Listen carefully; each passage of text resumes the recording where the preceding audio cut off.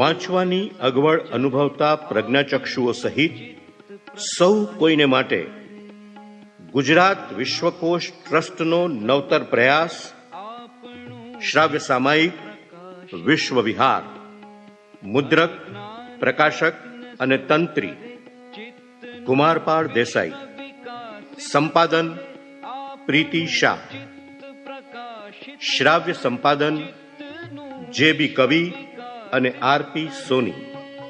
તો રજૂ કરીએ છીએ ગુજરાત વિશ્વકોશ ટ્રસ્ટનું પ્રતિમાસ પ્રગટ થતું સંપર્કપત્ર સામાયિક વિશ્વ વિહાર.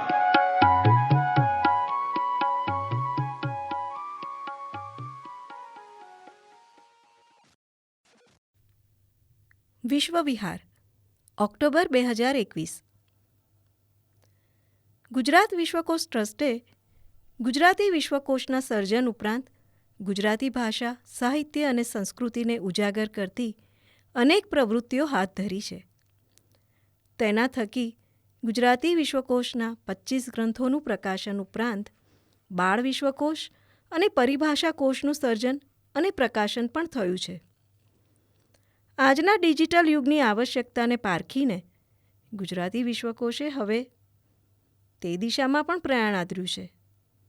ગુજરાતી વિશ્વકોશના ગ્રંથોની સામગ્રી હવે ઓનલાઈન પણ ઉપલબ્ધ થઈ શકશે. આ ભગીરથ કાર્ય માટે ઇન્ફોર્મેશન ટેકનોલોજીના નિષ્ણાત લોકોની ટીમ તૈયાર કરવામાં આવી. તે ઉપરાંત વિશ્વકોશના કોમ્પ્યુટર વિભાગમાં કામ કરતા લોકો અને વિશ્વકોશના વિદ્વાનોએ પણ તેમાં સહયોગ આપ્યો.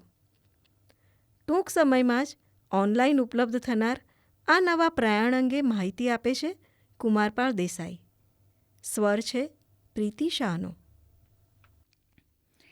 આજની વાત. નવી ટીમ, નવી દિશા. 1985ની 2 ડિસેમ્બરે વિશ્વકોશ ટ્રસ્ટે ગુજરાતી ભાષાને પોતાનો વિશ્વકોશ હોવો જ જોઈએ એવા નિશ્ચય સાથે આ જ્ઞાન પ્રવૃત્તિનો પ્રારંભ કર્યો. સતત પરિવર્તનશીલ એવા વિદ્યા વિશ્વ સાથે તાલ મિલાવવા માટે ગુજરાત વિશ્વકોશ ટ્રસ્ટે ગુજરાતી ભાષા, સાહિત્ય અને સંસ્કૃતિને ઉજાગર કરતી અન્ય અનેકવિધ પ્રવૃત્તિઓ હાથ ધરી. ગુજરાતી વિશ્વકોશના સર્જન માટે સ્થપાયેલી આ સંસ્થાએ ગુજરાતને એનો સર્વપ્રથમ સર્વસંગ્રાહક વિશ્વકોશ એટલે કે જનરલ એન્સાઇક્લોપીડિયા આપ્યો અને એ સ્વપ્ન પૂર્ણ થતાં અન્ય કોશોના સર્જનની કામગીરી શરૂ કરી. એ પછી બાળ વિશ્વકોશના 10 ભાગ અને પરિભાષા કોશનું સર્જન કર્યું. અત્યારે બૃહદ નાટ્યકોશ અને નારીકોશનું લેખન કાર્ય પૂર્ણ થઈ ચૂક્યું છે અને એના પ્રકાશનનું આયોજન થઈ રહ્યું છે. ત્યારબાદ વિજ્ઞાનકોશ અને સંતકોશના લેખનની પ્રક્રિયા ચાલી રહી છે. આ રીતે એક બાજુ કોશ સાહિત્યનું પ્રકાશન થતું રહ્યું તો એની સાથોસાથ જુદી જુદી શ્રેણીઓ દ્વારા 100થી વધુ પુસ્તકો પ્રકાશિત થયા, જેનો આશય 125થી 150 પૃષ્ઠના પુસ્તકમાં જે તે વિષયને સમગ્રતયા આવરી લેવાનો રાખવામાં આવ્યો.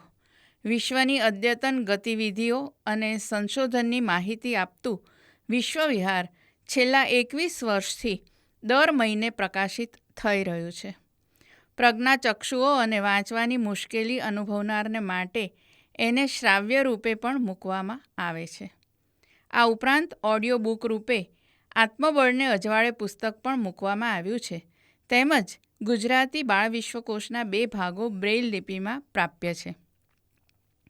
એની સાથોસાથ શ્રી ધીરુબેન પટેલના માર્ગદર્શન હેઠળ વિશ્વના ઉપક્રમે બહેનોની પ્રવૃત્તિ થઈ રહી છે.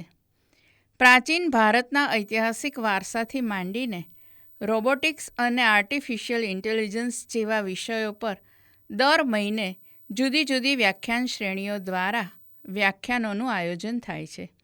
એમાં પણ મહિનામાં 2 વ્યાખ્યાન રજૂ કરતી શ્રી ભદ્રંકર વિદ્યાદીપક વ્યાખ્યાન શ્રેણીમાં 350 વ્યાખ્યાનો થઈ ચૂક્યા છે. દર વર્ષે 4 એવોર્ડ એનાયત કરવામાં આવે છે. આમ ગુજરાતી વિશ્વકોશના વડની વડવાઈઓ ફેલાઈ રહી છે. વિશ્વકોશ ભવનમાં ગ્રંથાલય, કમ્પ્યુટર વિભાગ, વિદ્વાનો માટે અલાયદા ખંડો, 2 સભાગૃહ, સેમિનાર ખંડ, ગ્રંથ ભંડાર અને દ્રશ્ય શ્રાવ્ય ખંડનું પણ નિર્માણ કર્યું છે. આને પરિણામે કોરોના મહામારી દરમિયાન પણ વિશ્વકોશમાં ઓનલાઈન કાર્યક્રમો સતત રજૂ કરી શકાયા. છેલ્લા કેટલાક વખતથી ગુજરાતી વિશ્વકોશે એક નવી દિશામાં પ્રયાણ આદર્યું છે. સૌને એ વિદિત છે કે ગુજરાતી વિશ્વકોશના 1થી 25 ગ્રંથોમાં માનવ વિદ્યાના 8,360, વિજ્ઞાનના 8,083, સમાજ વિદ્યાના 7,640 એમ કુલ 24,083 લખાણો મળે છે. જેમાં 7,647 લઘુચરિત્રો, 563 વ્યાપ્તિલેખો, 11,660 ચિત્રો અને 246 અનુવાદિત લેખોનો પણ સમાવેશ થાય છે. આમ આ વિશ્વકોશ ગુજરાતનો જ્ઞાન સાગર પુરવાર થયો છે. આ 25 ગ્રંથોની શબ્દ સંખ્યા આશરે 1.25 કરોડથી વધુ થાય છે અને દરેક ગ્રંથને અંતે ગુજરાતી કે અંગ્રેજી અને અંગ્રેજીથી ગુજરાતી પરિભાષા પણ મૂકવામાં આવી છે. ગુજરાતી વિશ્વકોશના જુદા જુદા ખંડોની આવૃત્તિઓનું નવું સંસ્કરણ પ્રકાશિત થતું રહ્યું છે. જેમ કે પ્રથમ 6 ગ્રંથ સુધીમાં 1,000 પૃષ્ઠની સામગ્રી ઉમેરાય એટલે ગ્રંથ 6ના 2 ભાગ થયા. આમ જોઈએ તો ગુજરાતી વિશ્વકોશના 1થી 26 ગ્રંથો તૈયાર થયા. હવે એ સઘળી સામગ્રીને ઓનલાઈન મૂકવાનો પ્રારંભ કર્યો છે. ડિજિટલ યુગની આ આવશ્યકતાને ઓળખીને એમાં શ્રી રૂપલબેન મહેતા અને શ્રેયસી પરીખનો સહયોગ લીધો અને ત્યારબાદ વિશ્વકોશમાં માઇક્રોબાયોલોજી વિશે અધિકરણનું લેખન કરતા તથા ટેકનોલોજી વિશે સારી એવી સૂઝ ધરાવતા પૂર્વીબેન દેસાઈ જોડાયા. એમણે આ કાર્ય સિદ્ધ કરવાનું બીડું ઝડપ્યું. સૌ પ્રથમ આ ક્ષેત્રના નિષ્ણાત એવા શ્રી પૂર્વીન દેસાઈનો સહયોગ મળ્યો. પૂર્વીનભાઈ ઇન્ફોર્મેશન ટેકનોલોજી ક્ષેત્રે 15 વર્ષથી કાર્યરત છે. એમણે ભારત ફોર્જ અને શેલ જેવી કંપનીઓમાં કામ કર્યું છે. અત્યારે તેઓ રેપિડ સર્કલમ સંસ્થામાં સોફ્ટવેર બનાવવાનું કામ કરી રહ્યા છે. ગુજરાતી વિશ્વકોશને ઓનલાઈન મૂકવા માટે એમણે વિચાર્યું કે આ કામ વર્ડપ્રેસમાં થાય તો સરળતાથી અને ઝડપથી થઈ શકે અને તેથી આ કાર્યને માટે વિશ્વકોશે એક જુદી ટીમ તૈયાર કરી. એમાં વિજ્ઞાન વિષયના અભ્યાસી શ્રી અનુરાગ ઝવેરી જોડાયા. એમને વિશેષ અભ્યાસ માટે કેનેડા જવાનું હતું, પણ એ પૂર્વે રોજના 12 કલાક ઓનલાઈન મૂકવાના કાર્યની પાછળ આપ્યા અને એના કારણે ઘણા ગ્રંથો ઓનલાઈન મૂકી શકાયા.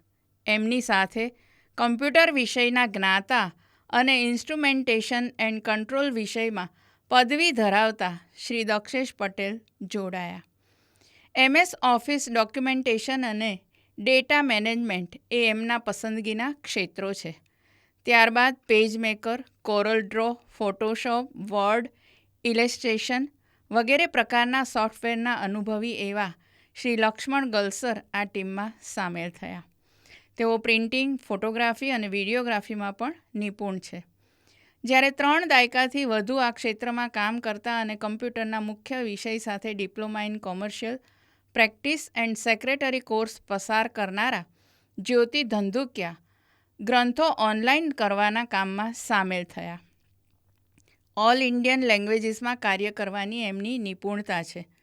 આ સૌની સાથોસાથ વિશ્વકોશના કમ્પ્યુટર વિભાગમાં કાર્ય કરનારા કલ્પેશ પાટડિયા, સ્ટેલા ક્રિશ્ચન, હની શાહ અને અલકા મહેતા પણ આમાં જરૂર પડે સહયોગ આપવા લાગ્યા.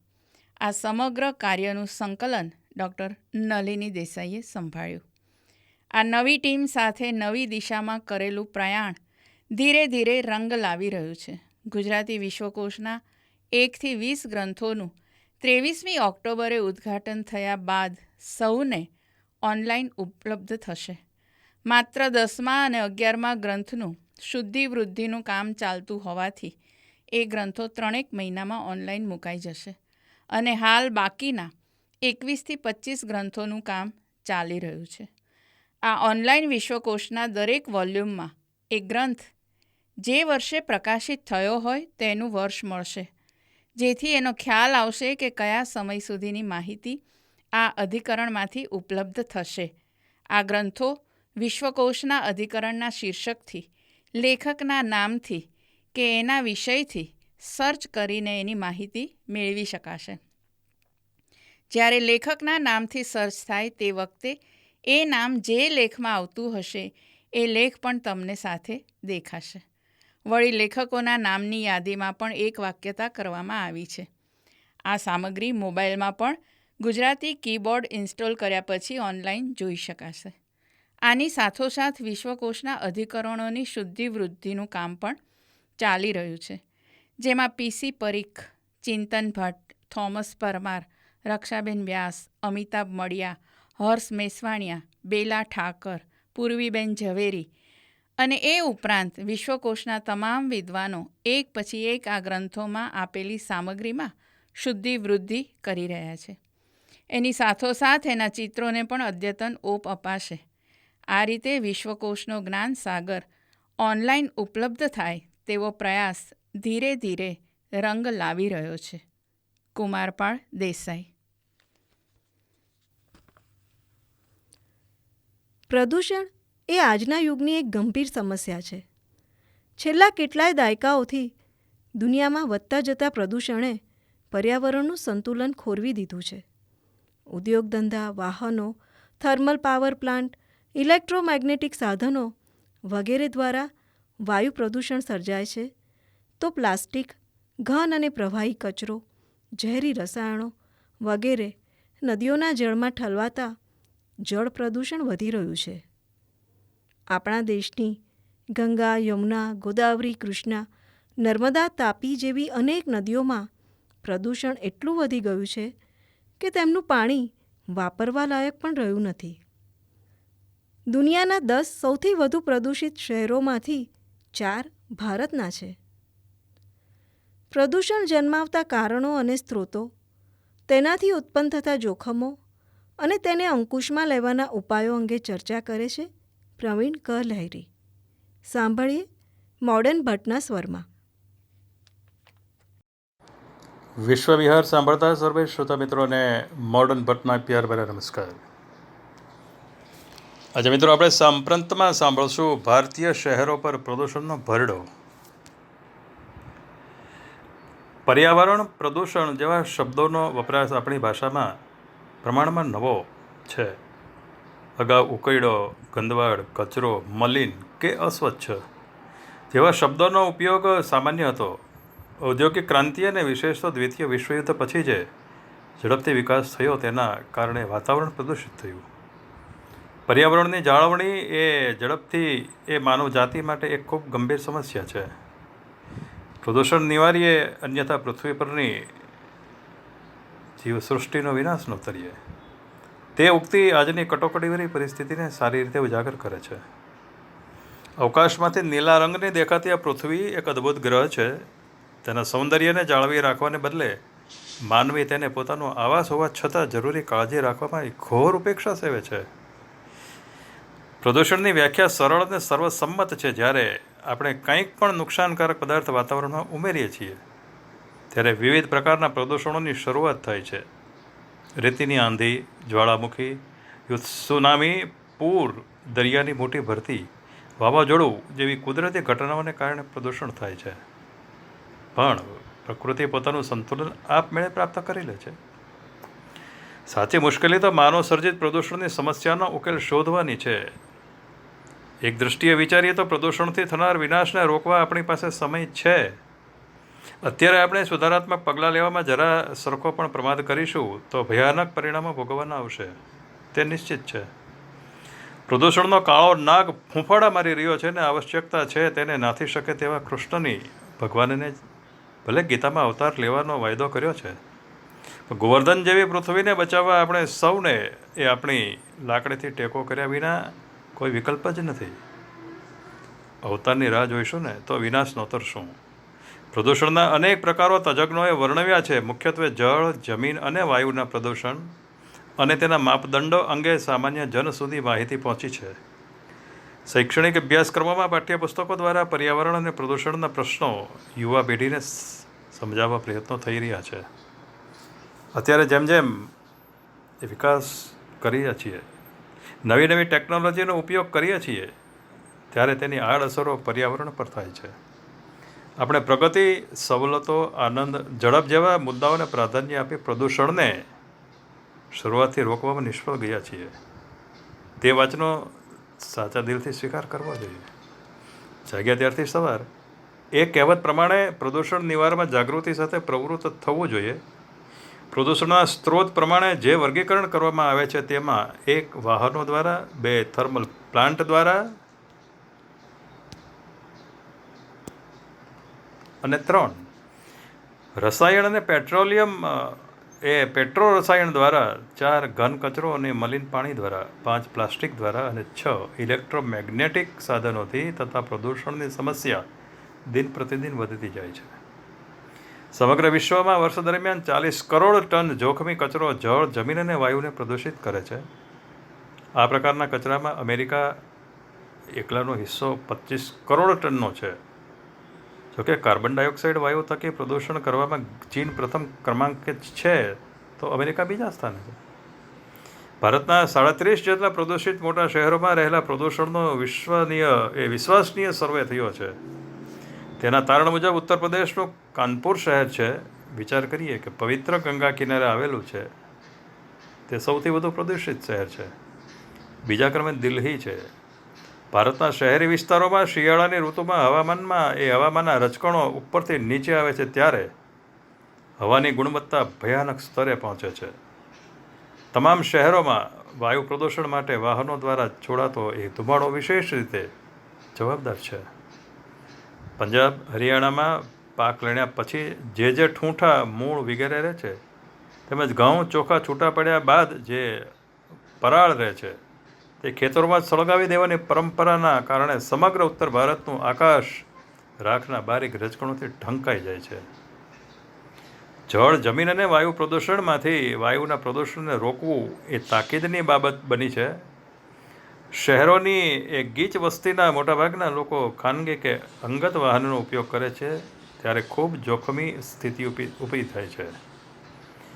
વર્ષ 2020ના એપ્રિલ 2 માસના એ સદંતર લોકડાઉનના કારણે આકાશ એટલું સ્વચ્છ બન્યું હતું ને કે ઉત્તર ભારતના અનેક શહેરોમાંથી હિમાલયના એ બરફથી ઢંકાયેલા શિખરોના દર્શન કરી શકાતા હતા. વાયુ પ્રદૂષણને કારણે બાળકો અને વયસ્કોમાં એલર્જી અને તેનાથી પ્રેરિત શ્વસનતંત્રના રોગોનું પ્રમાણ વધતું જાય છે. લેડ થકી થતા એ પ્રદૂષણથી તો બાળકોનો શારીરિક અને માનસિક વિકાસ રૂંધાય છે. તેમ સાબિત થયા બાદ એ વર્ષો વીતી ગયા. અંતે સરકારે લેહ તત્વ પેટ્રોલ ડીઝલમાંથી નાબૂદ કરવા માટે કડક કાયદાઓ કર્યા અને વિશ્વના સૌથી વધુ પ્રદૂષિત 10 શહેરોમાં 4 શહેરો એ ભારતના છે. આ 4 શહેરોની વસ્તી 6 કરોડ ઉપરની થાય છે. વાયુ પ્રદૂષણ નિવારવા માટે જરૂરી જનજાગૃતિના અભાવને કારણે સરકાર પણ નરમ વલણ દાખવે છે.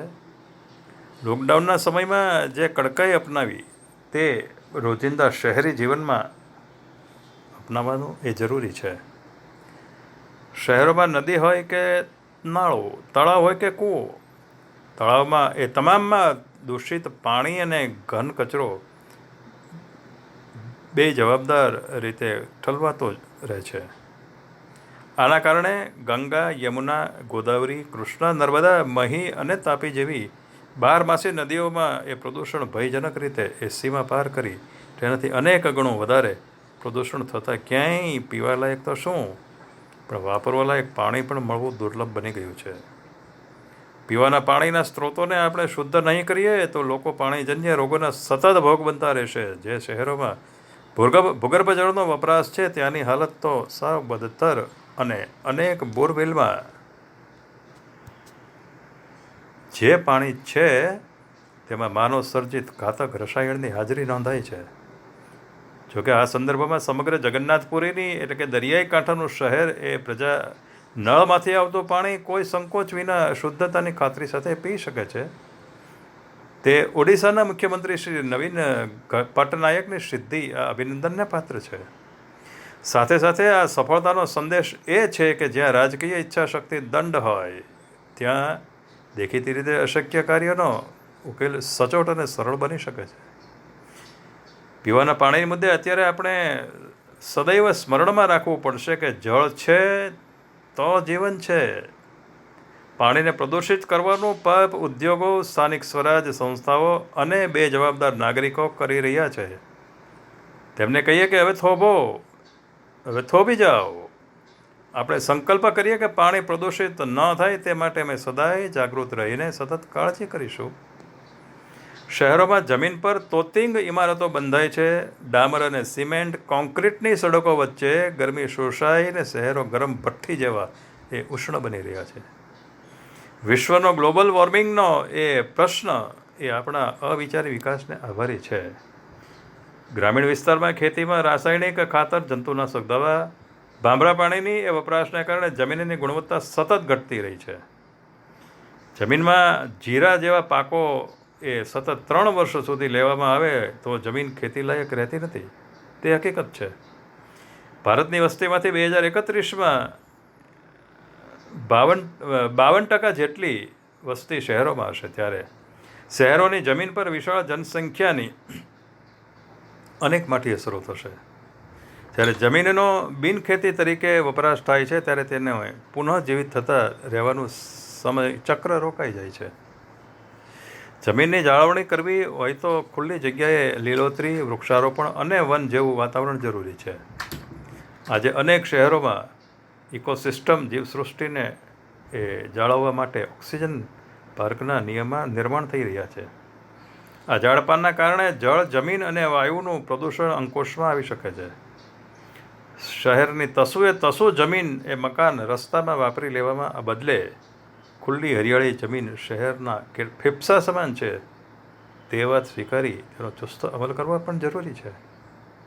આ ઉપરાંત મોબાઈલ ટાવરોના કારણે ઇલેક્ટ્રોમેગ્નેટિક પ્રદૂષણ, ઘોંઘાટને કારણે ધ્વનિ પ્રદૂષણ, અતિપ્રકાશને કારણે શરીરના સંચલનમાં એ પેદા થતા અવરોધ ઉપરાંત અનેક નવા પ્રકારના પ્રદૂષણ સામે આવી રહ્યા છે.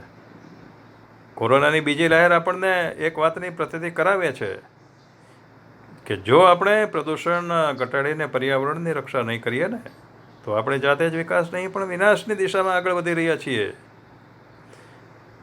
હવે જાગૃતિ અને સાવચેતી, વ્યવસ્થિત આયોજન અને એ ચુસ્ત અમલ વિના વિકાસના નામે આપણે પ્રકૃતિનું નિકંદન કાઢવી અને એ ભૂલ કરતા જ રહીશું તો ભવિષ્ય આપણને માફ નહીં કરે. માનવ જાતિના કલ્યાણ માટે શહેરોમાં એ વ્યાપ્ત થતા પ્રદૂષણને રોકવામાં એ પળવારનો વિલંબ પણ પરવડશે નહીં. પ્રવીણ ક. લહેરી. ગુજરાત વિશ્વકોશ ટ્રસ્ટ દ્વારા કોશ સાહિત્ય ઉપરાંત જુદા જુદા વિષયની વિસ્તૃત માહિતી આપતા ગ્રંથો પ્રગટ કરવામાં આવે છે. આવો જ એક ગ્રંથ છે ગુજરાત. તાજેતરમાં જ આ ગ્રંથની 5મી આવૃત્તિનું પ્રકાશન થયું છે, જે દર્શાવે છે કે જન સમુદાયને આ ગ્રંથ કેટલો ઉપયોગી નીવડ્યો છે. આ ગ્રંથ ગુજરાત વિશેની સર્વગ્રાહી માહિતી આપતો અધિકૃત સંદર્ભ ગ્રંથ છે.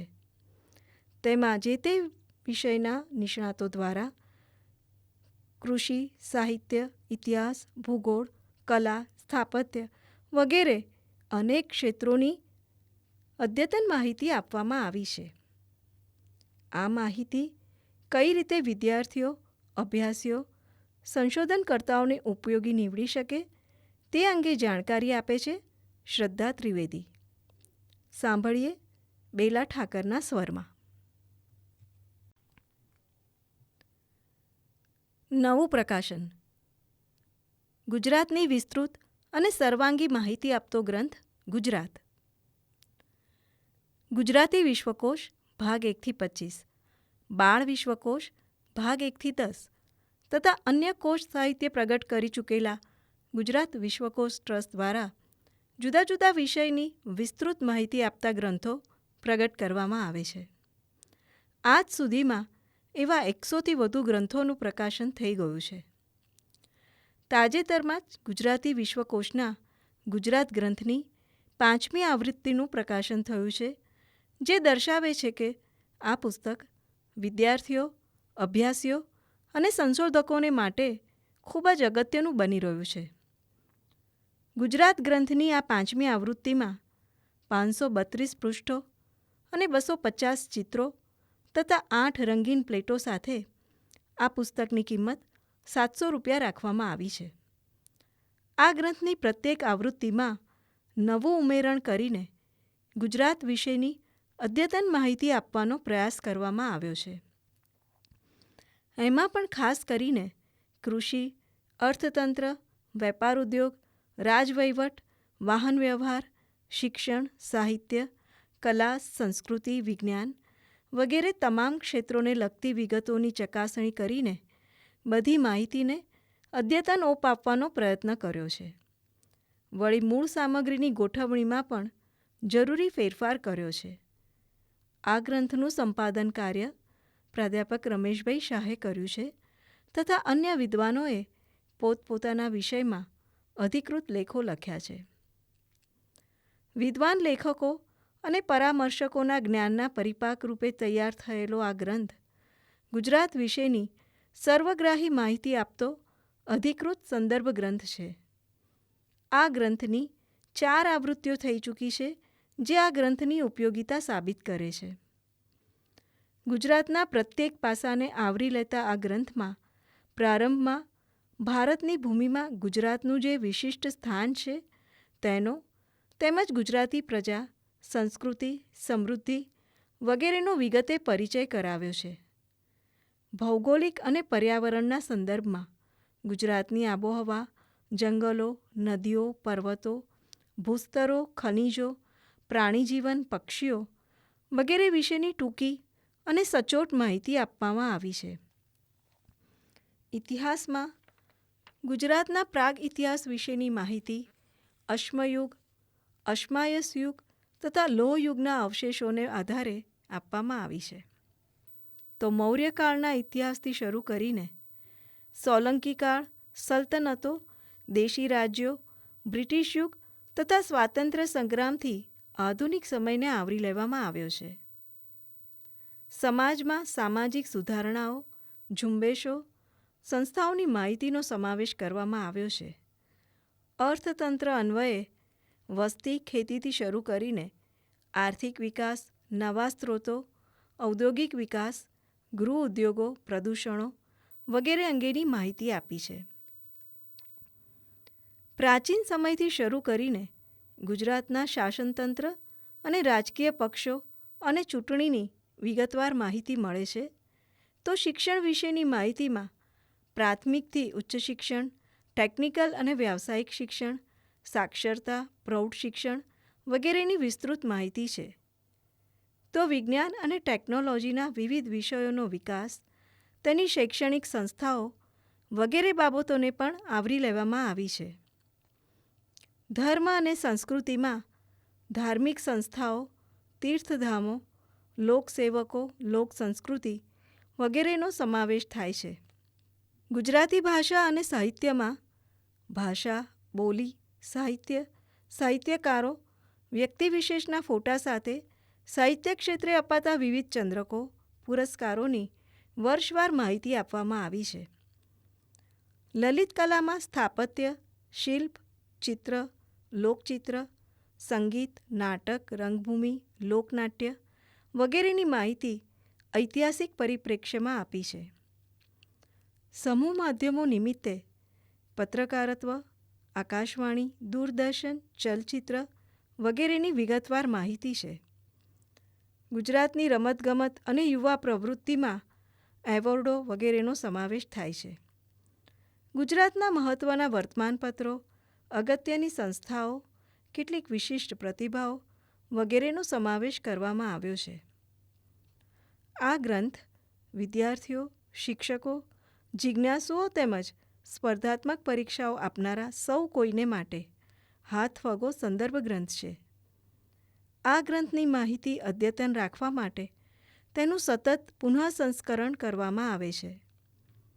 બિન ગુજરાતીઓ માટે તેમજ અંગ્રેજી માધ્યમના વિદ્યાર્થીઓ અને શિક્ષકો માટે આ ગ્રંથ અંગ્રેજી ભાષામાં પણ પ્રકાશિત કરવામાં આવ્યો છે.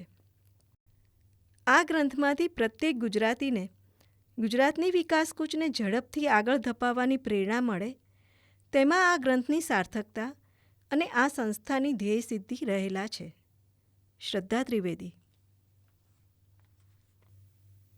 ગુજરાતી ભાષા વિજ્ઞાનના ક્ષેત્રે પાયાનું યોગદાન આપી સમાજ અને શિક્ષણ સાથે જો કોઈએ તેને જોડી આપ્યું હોય તો તે છે ડૉક્ટર યોગેન્દ્ર વ્યાસ. ગુજરાત યુનિવર્સિટીમાં ભાષા વિજ્ઞાનના અધ્યક્ષ તરીકે દાયકાઓ સુધી સેવા આપનાર યોગેન્દ્રભાઈએ અનેક વિદ્યાર્થીઓને પ્રમાણમાં જરા અઘરો આ વિષય પોતાની આગવી સૂઝ અને રસપ્રદ શૈલીથી ખૂબ સરળ લાગે તે રીતે ભણાવ્યો. તેઓ જેટલા ઉત્તમ વિદ્વાન હતા તેટલા જ ઉત્તમ ગુરુ હતા.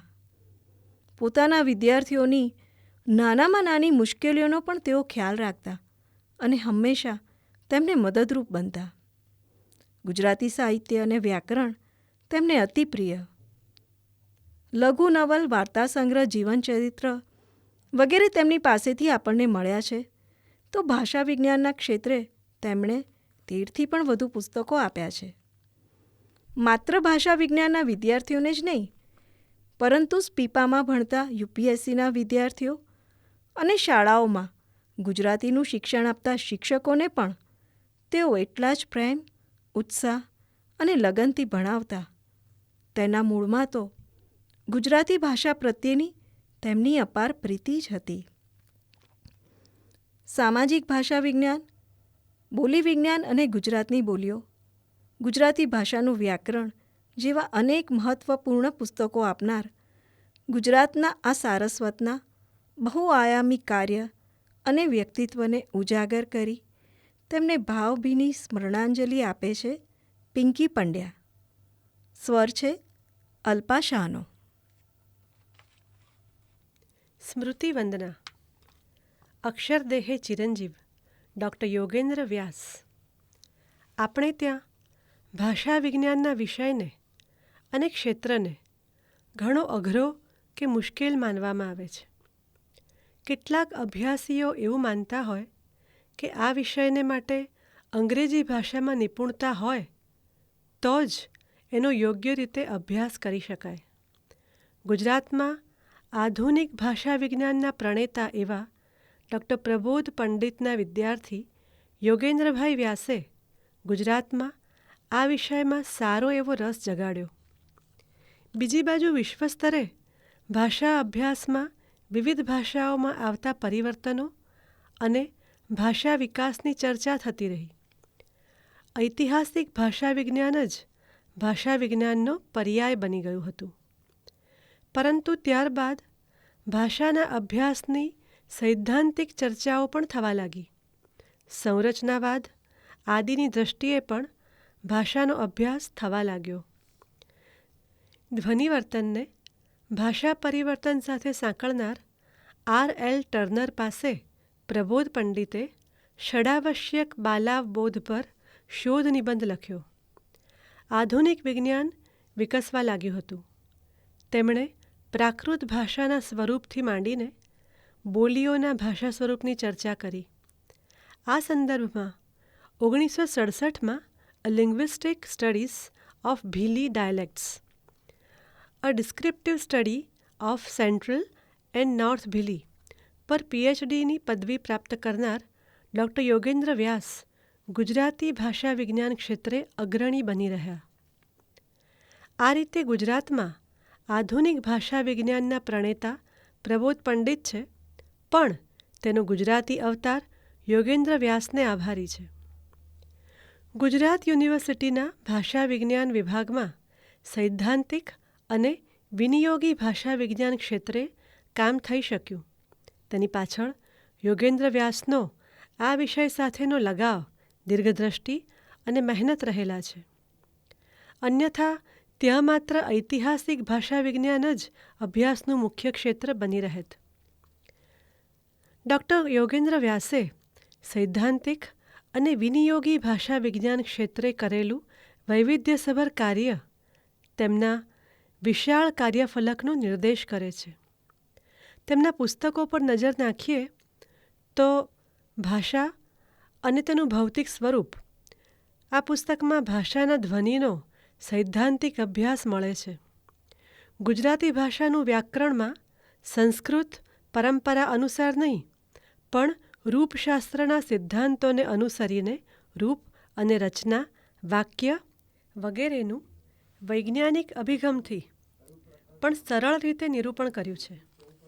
બોલીના અભ્યાસની કેળવાયેલી સમજને કારણે તેઓએ બોલી વિજ્ઞાન અને ગુજરાતની બોલીઓમાં બોલી સાથે સંકળાયેલા કેટલાક વિભાગો, ભાષા સામગ્રી આદિની ચર્ચા કરી છે.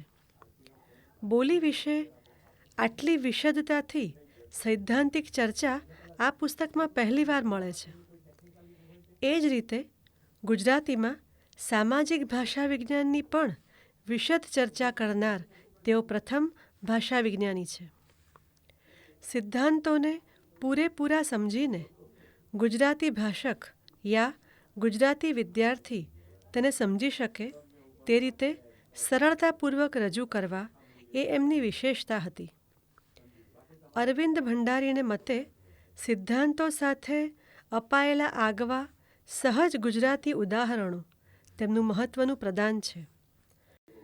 ભાષા વિજ્ઞાનમાં મહદ અંશે સૈદ્ધાંતિક ચર્ચા કરતા ગ્રંથોમાં અપાયેલા ઉદાહરણ દ્વારા લેખક ગુજરાતીમાં વર્ણન કરતા હતા. જ્યારે પ્રોફેસર યોગેન્દ્ર વ્યાસે જે તે સિદ્ધાંતોને ગુજરાતી ભાષા સામગ્રી સાથે લાગુ પાડીને ગુજરાતી ભાષામાં સહજ રીતે પ્રયોજાયેલ ભાષા પ્રયોગને ઉદાહરણ રૂપે પ્રયોજ્યા, જેથી ભાષક તરત એ સામગ્રી દ્વારા સિદ્ધાંત સુધી પહોંચી શકે. જેમ કે સંધિની ચર્ચા કરતી વખતે હાસ તોનું ઉદાહરણ આપ્યું છે. તેમણે ભાષાના અભ્યાસના વિનિયોગની પણ ચર્ચા કરવાની સાથોસાથ ભાષા શિક્ષણની પણ ચર્ચા કરી છે. તેના માટે જરૂરી 4 કૌશલોની ચર્ચા ભાષા વિજ્ઞાન અને ભાષા કૌશલ્યોનું શિક્ષણ એવા એક પુસ્તક રૂપે તો વાક કૌશલ, વાચન કૌશલ વગેરે જેવી પુસ્તિકાઓ દ્વારા પણ કરી છે. પ્રાથમિક કક્ષાના શિક્ષણનું મહત્ત્વ સમજીને પ્રાથમિક શાળામાં ભાષા શિક્ષણ દ્વારા શિક્ષકોને પણ શિક્ષણ આપ્યું છે. સાહિત્ય અને ભાષા સ્વરૂપનો જ્યાં સમન્વય સંધાય છે તેવા શૈલી વિજ્ઞાનની માત્ર સૈદ્ધાંતિક ચર્ચા જ નથી કરી, પરંતુ સરસ્વતીચંદ્ર, ડીમ લાઇટ, સાગર અને શશી, મારા સપનામાં આવ્યા હરી, વૈષ્ણવજંતો વગેરે કૃતિઓની ભાષાની આસ્વાદમૂલક છણાવટ પણ કરી છે અને ભાષાના સાધન દ્વારા કૃતિના સૌંદર્યને અને એના મર્મને ખોલી આપ્યા છે. તેઓ કહેતા કે ભાષા વિજ્ઞાન સાથે તેમના લગ્ન છે, પણ તેમનો પહેલો પ્રેમ સાહિત્ય છે. કૃતિની આસ્વાદમૂલક તપાસમાં તો આ બાબત દેખાઈ આવે છે, પણ તેમની પોતાની સાહિત્ય રચનામાં પણ એ દેખાય છે. તેમની પાસેથી કૃષ્ણજન્મ અને 2 કિનારા વચ્ચે જેવી લઘુક નવલ મળે છે, તો સપ્તરંગી કિરણોનો માળો વાર્તા સંગ્રહ પણ મળે છે. માતાનું જીવનચરિત્ર દીવો ના બુઝે શીર્ષકથી આલેખ્યું છે. તેમણે ચાલો હસી લઈએ, સર્જન વિસર્જન જેવા હાસ્યલેખ સંગ્રહ પણ આપ્યા છે. યોગેન્દ્ર વ્યાસ જેટલા ઉત્તમ વિદ્વાન એથીય ઉત્તમ શિક્ષક. તેમના તમામ વિદ્યાર્થીઓ એટલે તેમનો પરિવાર. વિષય એટલી સરળતાથી ભણાવે કે એમની પાસે ભણનારને એ વિષય સરળ અને રસપ્રદ લાગે. એમની સૂઝ અને ગુજરાતી ઉદાહરણોને કારણે વિષયની છણાવટ વિદ્યાર્થી ભોગ્ય બની રહેતી. પ્રિન્સિપલ ફ્રાન્સિસ પરમાર જેવા કેટલાક પ્રાધ્યાપકોએ તેમના વિદ્યાર્થીઓને ગૌરવભેર કહ્યું હશે કે અમે ભાષા ભવનમાં ડૉક્ટર યોગેન્દ્ર વ્યાસ પાસે ભાષા વિજ્ઞાનનો અભ્યાસ કર્યો હતો. એમના આ વાત્સલ્યસભર સ્વભાવ અને તેમની અંદર રહેલા આ શિક્ષકત્વને કારણે જ GCERT હોય કે પાઠ્યપુસ્તક મંડળ, શિક્ષકોની તાલીમમાં તેમને દાદા વગર ન ચાલે. અને ગમે તેટલી નાદુરસ્ત તબિયત હોય, પણ જો વિદ્યાર્થીઓને અભ્યાસ કરાવવાનો હોય કે કોઈ સિદ્ધાંત શીખવવાનો હોય અને ભણાવતા 1.5 કલાક થયા હોય તો પણ ઉત્સાહ યથાવત હોય. સ્પીપામાં લગભગ 1992થી યુપીએસસીના વર્ગો શરૂ થયા ત્યારથી જોડાયેલા. પી.કે. લહેરી સાહેબ કહે છે કે તેમની સામે એવા અનેક અધિકારીઓ છે જેમણે ગુજરાતી ભાષા સાહિત્ય રાખ્યું હોય અને ભાષા જ્ઞાન વ્યાસ સાહેબ પાસેથી મેળવ્યું હોય. સ્પીપાના વિદ્યાર્થીઓ જણાવે છે કે અમે વિષય માટે નહીં, પરીક્ષા માટે ભણનારા, છતાં વ્યાસ સાહેબ એ જ તલ્લીનતાથી ભણાવે. એટલું જ નહીં, વિષય અને પરીક્ષા બંનેને નજર સામે રાખીને ભણાવે. વળી કશું સમજાતું ન હોય કે લખેલા ઉત્તરની ચર્ચા કરવી હોય તો એમના ઘેર પણ ગમે ત્યારે જઈ શકાય. કોઈ વિશેષ ફી લીધા વિના સ્પર્ધાત્મક પરીક્ષાની તૈયારી કરાવતા. જો કે એમની પાછળ પોતાનો સ્વાર્થ છે એમ ગણાવતા અને કહેતા કે મારો ગુજરાતી વિદ્યાર્થી સરકાર ચલાવવાની વ્યવસ્થાનો મહત્ત્વનો હિસ્સો બને છે.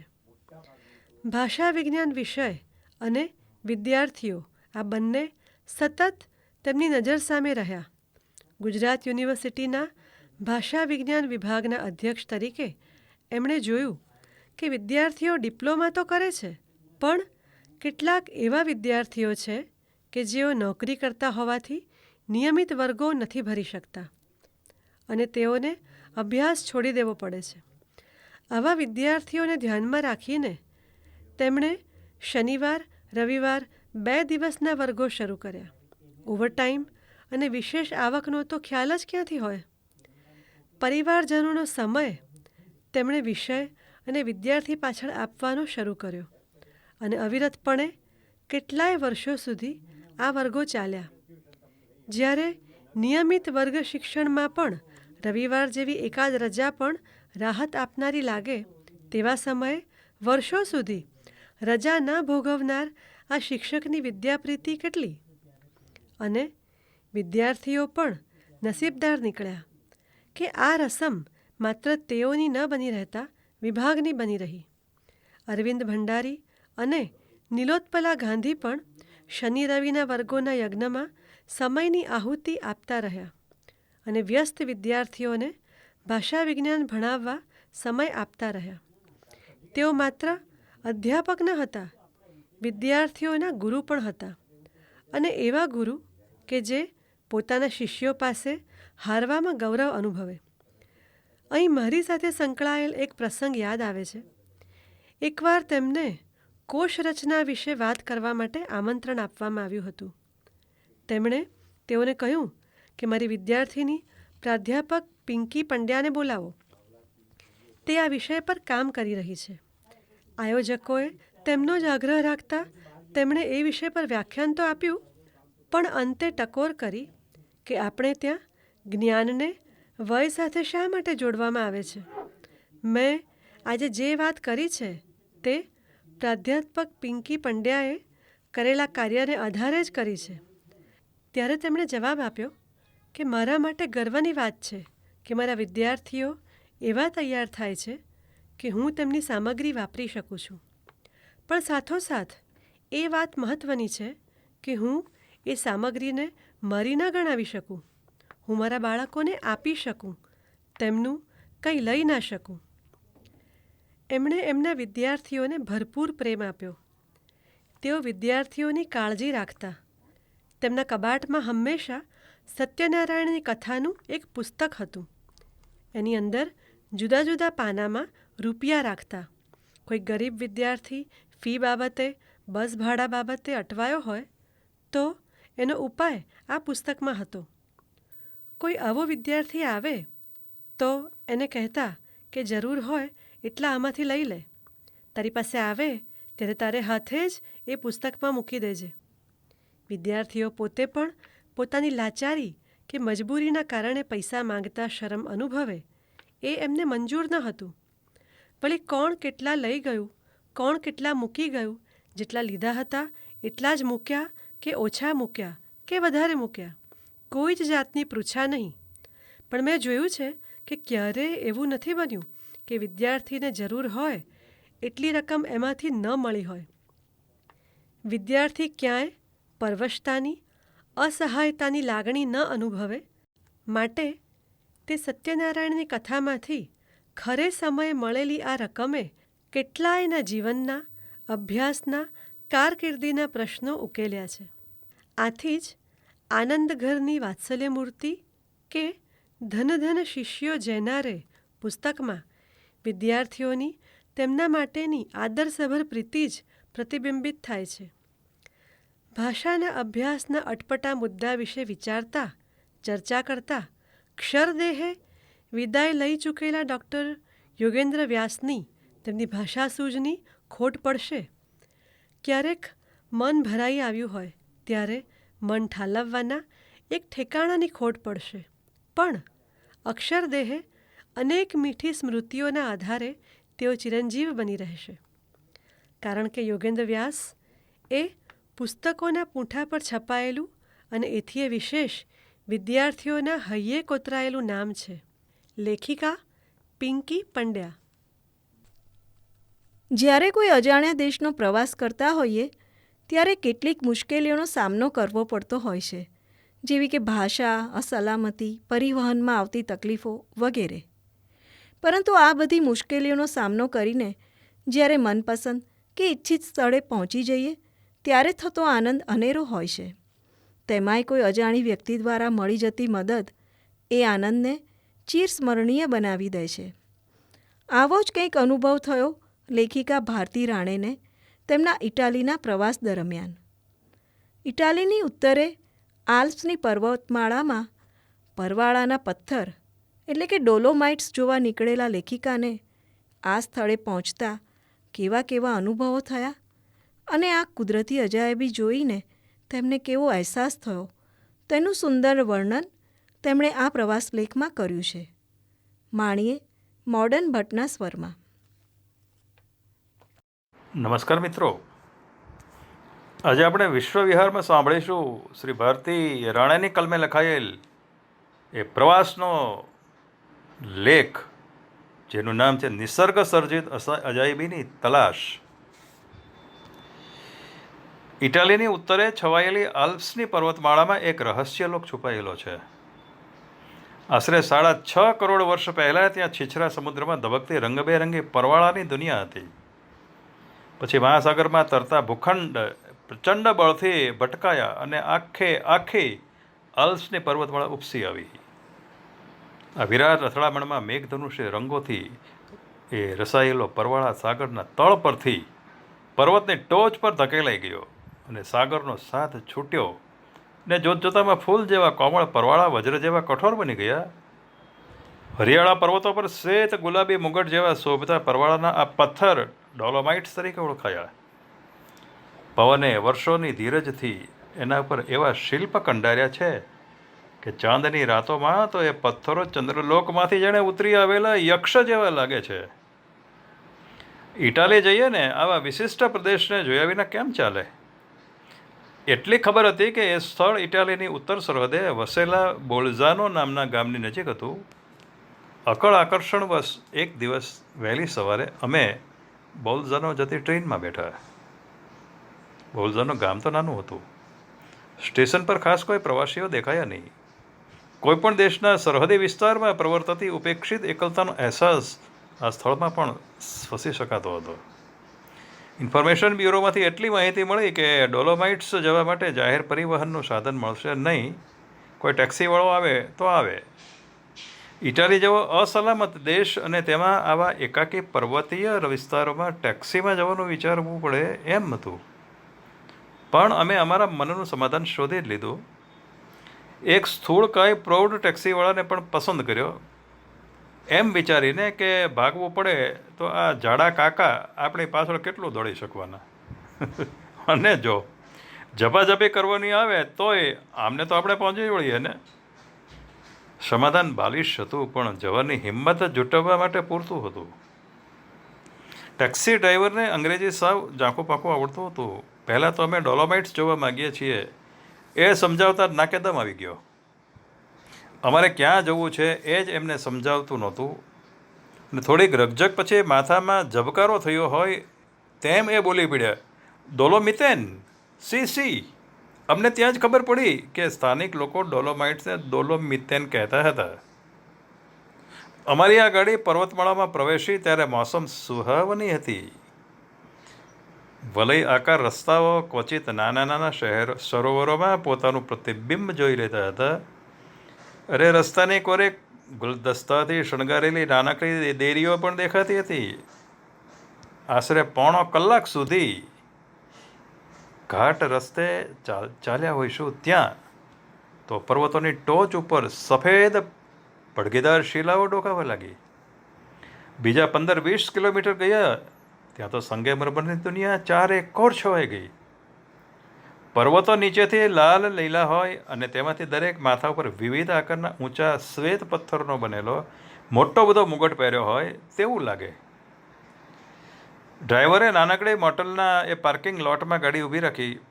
પછી છેક ટેકરી સુધી લંબાતી કીડી તરફ આંગળી ચીંધીને ચાલવાની સંજ્ઞા કરી બતાવી. આંખોથી અને હાવભાવથી ડ્રાઈવરનો આભાર માનીને અમે એ ટેકરી તરફ ચાલવા માંડ્યું. કુદરતે તરાસેલા એ સંગે મરમરના જજેથી જોતા એની વિરાટતાની ખ્યાલ આવ્યો અને વળી એ પણ દેખાયું કે દૂરથી માત્ર સફેદ દેખાતા એ પથ્થરો પર ગુલાબી, પીળા, નીલા, કેસરી વગેરે રંગોની જાય પણ હતી. સમુદ્રના ઘોઘવતા એ જળ રાશિને આબ ઊંચા પર્વતોમાં અને કાળ મીંડ પહાડોને રણરેતમાં પરિવર્તિત કરતા એ સમયની લીલાએ મને આશ્ચર્ય મુગ્ધ કરી દીધી હતી. મેઘધનુષના રંગો પહેરીને બેઠેલા પથ્થરોમાં હું એ પરવાળાના સમુદ્ર પુષ્પની મુલાયમ પાંખડીઓનો સ્પર્શ ટટોળતી રહી. વિરાટ સૃષ્ટિની નિરંતર પરિવર્તનશીલતાનો આટલો સચોટ અને વેધક અહેસાસ આ પહેલાં ક્યારેય નહોતો અનુભવાયો. મહાસાગરને નગાધિરાજ બનાવી દેતી અને ધબકતા જીવંત પરવાળાના એ જલપુષ્પોને પથ્થર બનાવી દેતી કાલ સંયોગની વાસ્તવિકતાને સ્પર્શ્યા પછી પથ્થરને અને ફૂલોને, રણને અને નદીને, સુખને અને દુઃખને એક સરખું ચાહી શકવાનું જાણે સરળ બની ગયું છે. ડોલોમાઇટ્સની મુલાકાત તો થઈ ગઈ, પણ આલ્પ્સની આ વિસ્મયકારક ઘાટીમાં વધુ એક નિસર્ગ સર્જિત અજાયબીની અમને તલાશ હતી. નકશા અનુસાર તો રિટર્ન અર્થ પિલર્સ તરીકે ઓળખાતા એ રેતીના મિનારા પર આટલામાં જ ક્યાંક હોવા જોઈએ. દોલોમિતેન બતાવીને ડ્રાઈવર મહાશયની ફરજ તો પૂરી થઈ જતી હતી. હવે આ નવા સ્થળ વિશે એમને શી રીતે સમજાવવું અને ત્યાં લઈ જવા એમને કેમ કરીને તૈયાર કરવા. રિટર્ન અર્થ પિલર્સ નામથી તો એમને સમજ ન પડી.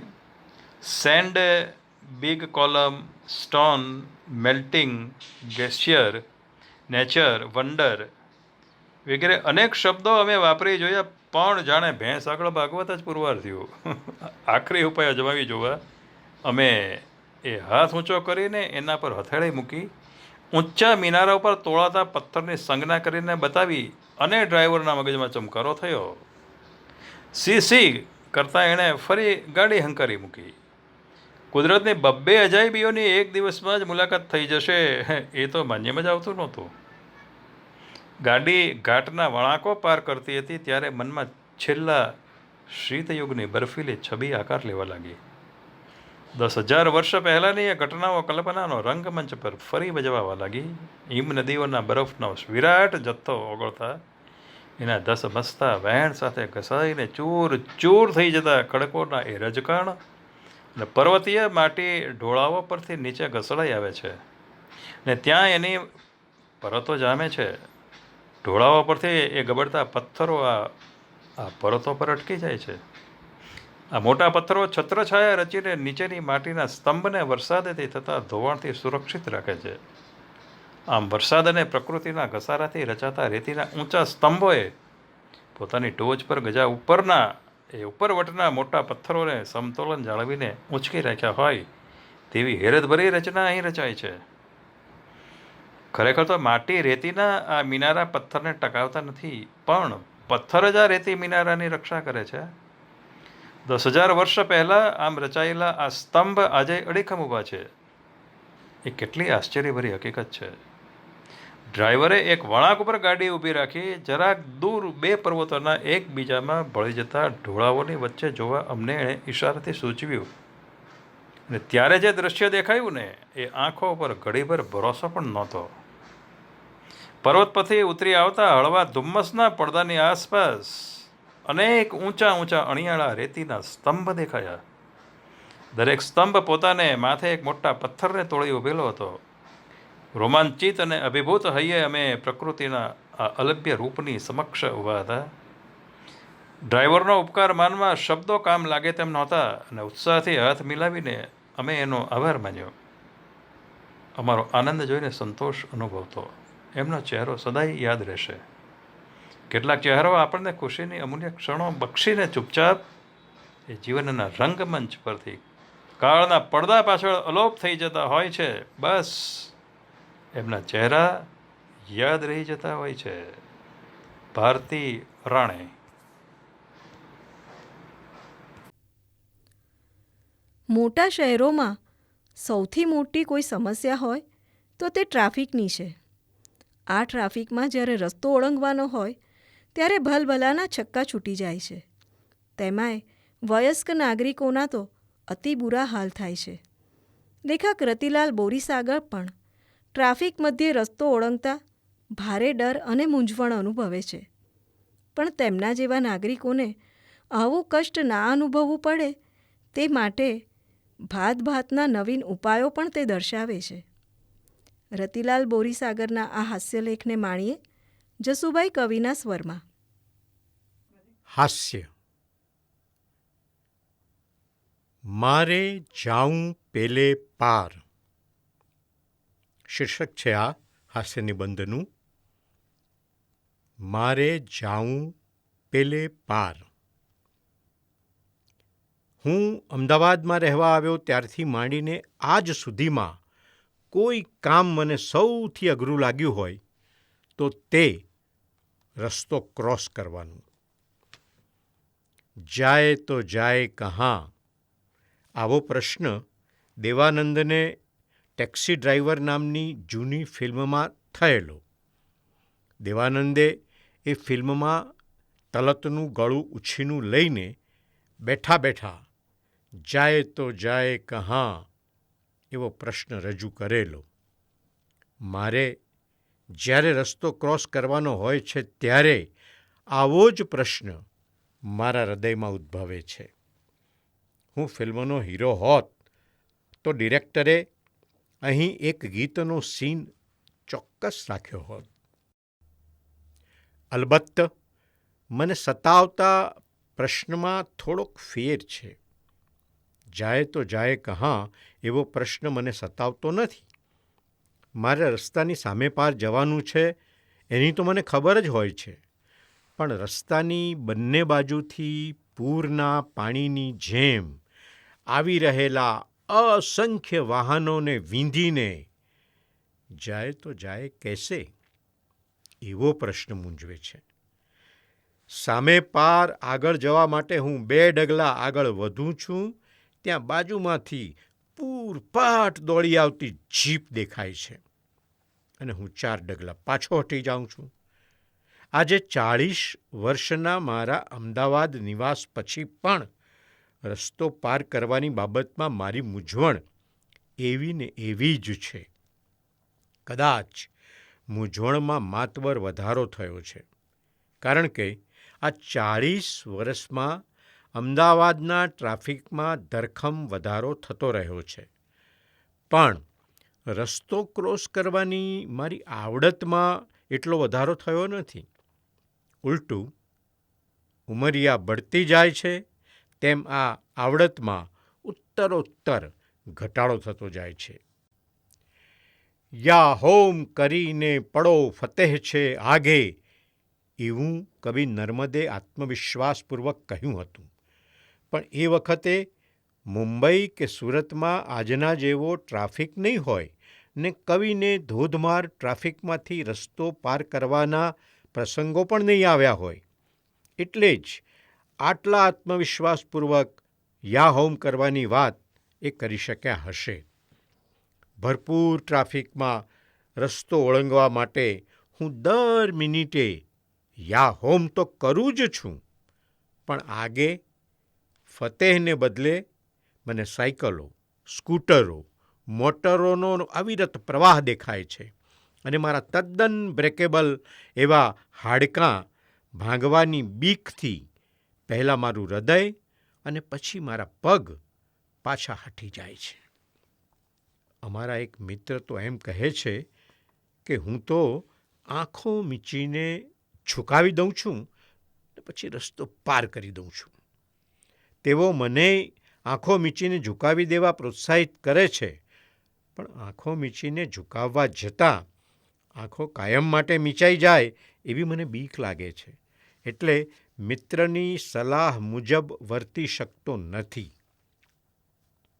હું નોકરી માટે ગાંધીનગર અપડાઉન કરતો ત્યારે રસ્તાના સામેના છેડા પર અમારી બસ ઊભી રહેતી. હું 15 મિનિટ વહેલો જઈને રસ્તો ક્રોસ કરવા માટે ઝઝૂમવાનું શરૂ કરતો.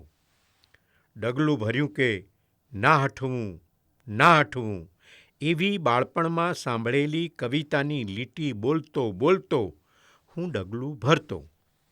પણ પૂર ઝડપે આવતી બાઇક કે મોટર પાછા ન હટવાના મારા નિર્ણયમાંથી મને ડગાવી દેતી. હું 1 નહીં 4-5 ડગલા પાછા હટી જતો. ઝીબ્રા ક્રોસિંગ પરથી રસ્તો ઓળંગવાનું સહેલું છે એમ કહેવાય છે, પણ અમદાવાદમાં એ એટલું સહેલું નથી. સતત આવતા વાઘ જેવા વાહનો ઝીબ્રા પર ક્યારે તરાપ મારી બેસે છે તે કહેવાય એવું નથી. વળી રતિલાલ બોરીસાગરને અમદાવાદમાં જે સ્થળે રસ્તો ક્રોસ કરવાના પ્રસંગો આવતા હોય તે સ્થળે સફેદ પટ્ટા ચિતરાવવા એવો ઠરાવ મ્યુનિસિપલ કોર્પોરેશન ન કરે ત્યાં સુધી મારી સમસ્યા હલ નહીં થાય.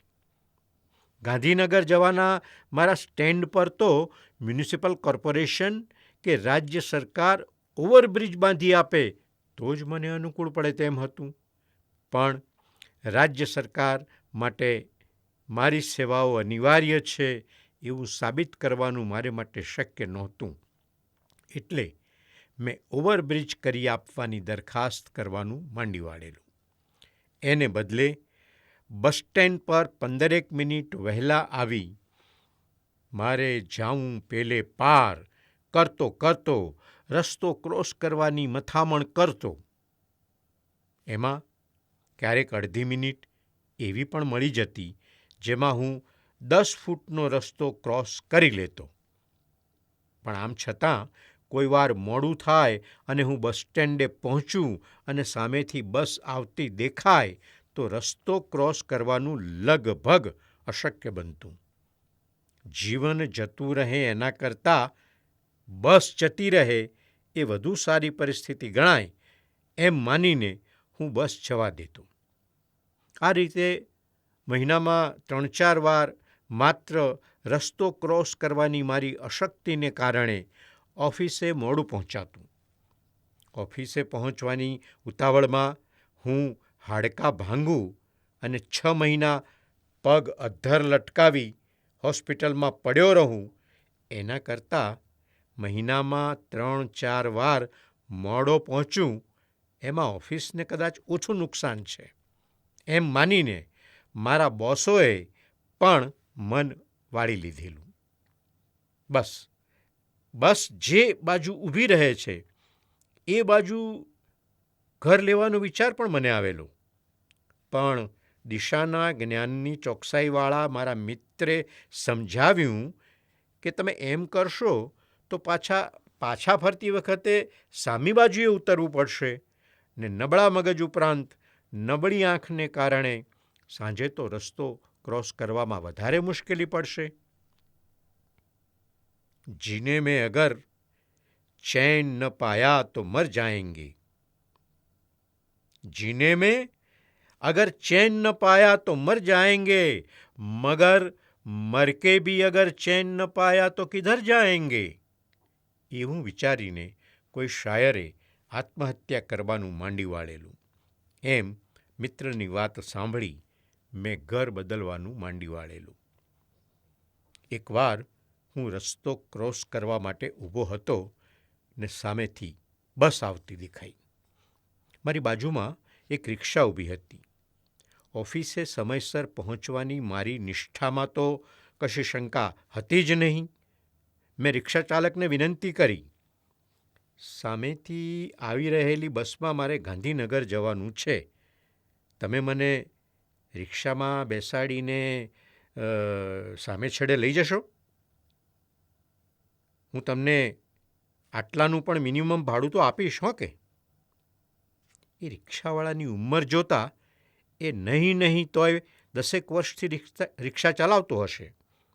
આજ સુધીમાં કિસમ કિસમના પેસેન્જરો એને મળ્યા પણ હશે, પણ મિનિમમ ભાડું ચૂકવી 10 ફૂટના રસ્તાને છેડે લઈ જવાનું કહેનારો પેસેન્જર આ પૂર્વે તેને નહીં જ મળ્યો હોય એવું એના ચહેરા પરના અપાર આશ્ચર્યના ભાવો જોઈને મને લાગ્યું.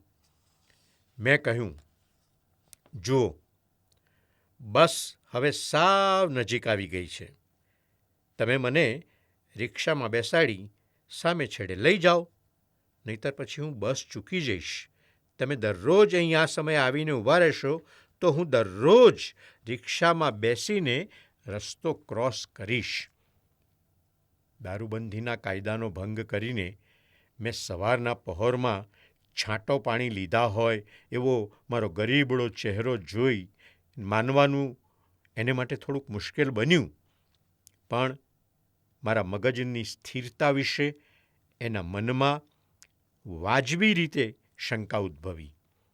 આ અસ્થિર મગજનો માણસ રિક્ષામાં ચડી બેસશે તો ઉતરવાનું અઘરું થશે એમ માની એણે રિક્ષા ત્યાંથી મારી મૂકી.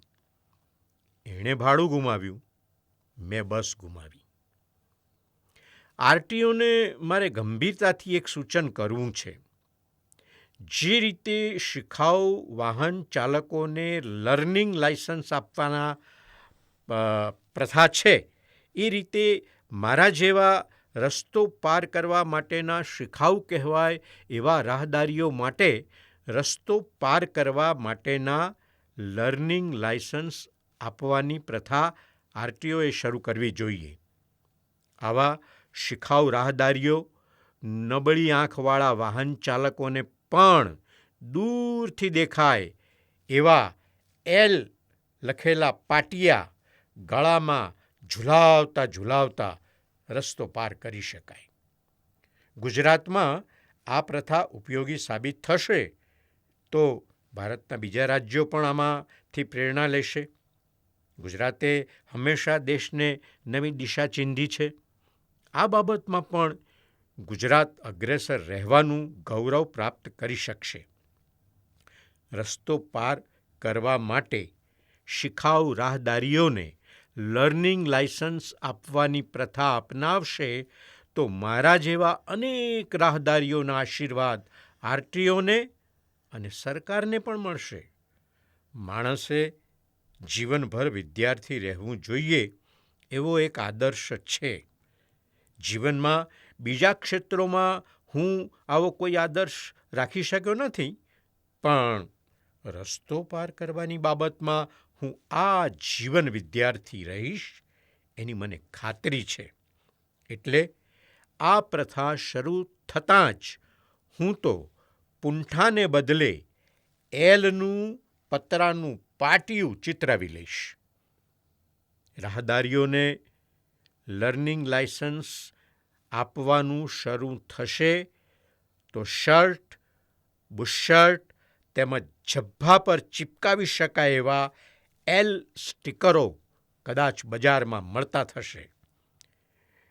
મિલો એલ સ્ટીકરવાળા કાપડાની અને કાપડની અનેક જાતો બજારમાં મૂકશે. આમ આ નાનકડી શરૂઆતના અનેક શુભ પરિણામો આવશે એવું મને લાગે છે. રતિલાલ બોરીસાગર.